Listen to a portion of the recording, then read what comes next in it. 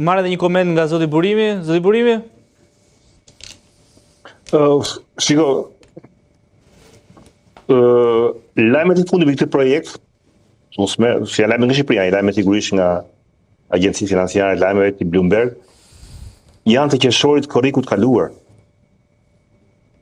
Nuk e di, ka një treg, ka një tjetër firmose, ka një projekt, ka një plan. Kjo është përpara se ta komentojmë. Ajo që dihet është se nuk është një investim amerikan, rreth para një jasë, siç thash sa gabimisht, është duket gjithnjë më tepër pranë konkretizimit të këtij projekti, zoti Burimi, mbrëmjen e sotme edhe vajza e presidentit Donald Trump është parë të hyrë në zyrën e kryeministrit Edi Rama. Pra duket sikur jemi një hap përpara realizimit të gjithë këtij investimi në ishullin e Sazanit. Edhe debati në Shqipëri është i tillë që a duhet që Shqipëria një investitorit huaj qoftë edhe vajza e presidentit Trump t'i ofroj këtë pasuri publike? Mbase po dhe mbase jo, sepse unë sot bëj një shkrim ku mbërë një test të kundërt, kështu që mendimin, që thotë që ardhja e bankës nuk jep për këtë gjë, është një alibi që mos shkonte Rama në Davos, tani vlesa vlen. Po dhe një herë. Janë gjëra domethënë që përpara shqiptarëve trajtojnë agjencitë e lajmeve botërore. Futuni internet, futuni Ivanka, Jared, Affinity Partners, Sazan, dalin shumë lajme. Po të fundit parat janë qeshor korrik të 2025-s. Nuk shoh çfarë është e reja. Ka ardhur të janë sigurisht, po kanë një deklaratë, ka diçka, ka një projekt. Ajo që dihet sot është se Affinity Partners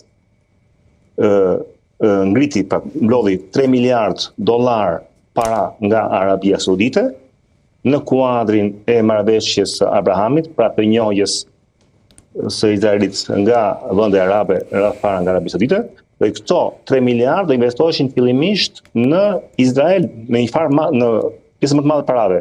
Ndodhi 7 tetori i Hamasit, edhe me ndërmjetësinë dhe Tony Blairit, që i dha mend, ai tha, to 3 miliardin ti fusin Ballkan. Kam dy vende, kam miq që këshilloj unë, Tony Blair, dy udhëheqës autokratik në Ballkan. Vučić dhe Rama, 1 miliard për Beogradin, 1 miliard e ca për Sazanin, kështu filloi të mëbet. Pastaj mbrapa Jared Kushneri, Affinity Partners ngritën dhe 1 miliard e gjysmë fonde të reja nga Katari dhe nga Emiratet, shkoi fondi 4 miliard e gjysmë. Po gjithçka ndryshon. Para një muaji Affinity Partners do blinte Warner për 93 miliard euro në Amerikë, po qidor. Po ashtu do blinin pikërisht ato rrënojat e NATO-s në Beograd, e para një muaji hoqëndor. Kështu që edhe një herë mund të jetë polemik shqiptare, debat shqiptar, por sot pas ka gjë konkrete sot. Nuk ka as edhe një gjë konkrete, nuk shoh. Ka një ligj, ka një program, ka diçka, nuk shoh sot. Qartë. Kështu që të presim. Duke qenë se jemi në fund të programit dhe një pyetje të fundit zoti Kalaja, duke qenë se sollëm edhe pjesën e gazetarisë roz. Kjo marrja e Ramës me helikopter si Ramaduro është gazetari roz apo politik roz apo është një nxirje e madhe?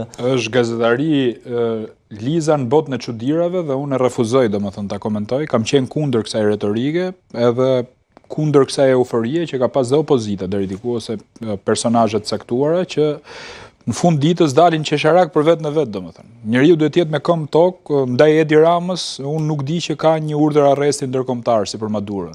Pastaj a është Shqipëria narkoshtet në stilin europian, unë gjykoj që po, sepse kam parasysh ministrin Sajmir Tahiri, i cili u akuzu për trafik ndërkombëtar droge, kemi dënim ti, pavarësisht se u dënu për çështje tjetër, po ky ishte thelbi, projekti për kanabizimin e Shqipërisë që pranohet ndërkombëtarisht tani, që ishte eksperiment pa diskutim, se janë vrarë shumë binënash, domethënë me që fara ashashit qelloi e keqe atëherë, dhe pa diskutim kartelet e drogës që janë 18 deklarata të Shteteve të Bashkuara të Amerikës. Nuk kam gjetë në shtet tjetër në Europë që ti thuhet që ti je kartel droge nga SBA-ja. Në rast se ju e dini, unë tërhiqem pastaj. Pra këto janë fakte në tavolinë. Kështu helikoptera, historira të tilla, unë si besoj me të thënë drejtën. Ky është ndrimi juaj. Patjetër.